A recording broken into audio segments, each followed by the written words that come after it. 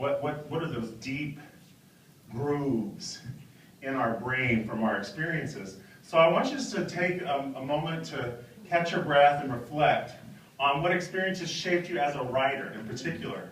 So for example, you could draw, you know, the tree rings if you wanted, or if you're more of a list person, you could do that. But for me, when I just immediately think of my first writing memory, my first memory that has to do with writing, I think of being in kindergarten, and we were doing that self-portrait. Remember the self-portrait that you're always doing, and your parents come to back to school night and see your self-portrait?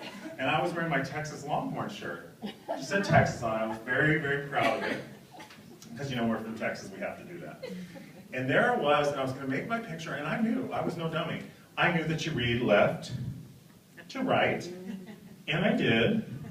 So on I had the perfect reflection of Saxit on my t-shirt. Of course, I didn't know what I was doing, and I drew this really good picture, and I was so proud of it.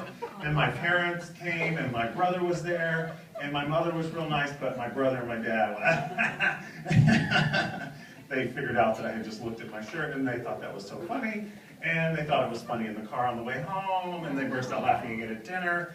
And I realized something in that moment. What I remember, what I took from that, the mark it left behind, is I could be wrong. Because up to that point, I'd been pretty much thinking that like everything I did was great, I knew how to draw, I knew how to write, I just thought everything was wonderful. And that really made me a little more tentative about wanting to share things with people after that, because I realized it could be wrong, and people could laugh at you, and I didn't like the way that felt.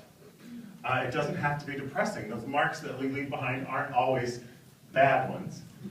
We can leave good marks behind too, but I remember my 7th grade language arts teacher.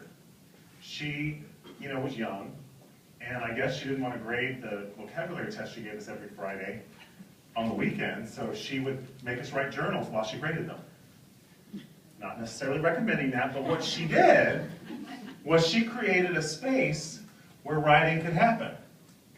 So I did my journal, because she said, you know, all we had to do was write, and she said, you know, if you can't think of anything to write, just write, I don't know what to write. You know, she was very modern. So I'm writing, I don't know what to write, I don't know what to write, I don't know what to write. You know that kid you have who never stops writing, I don't know what to write?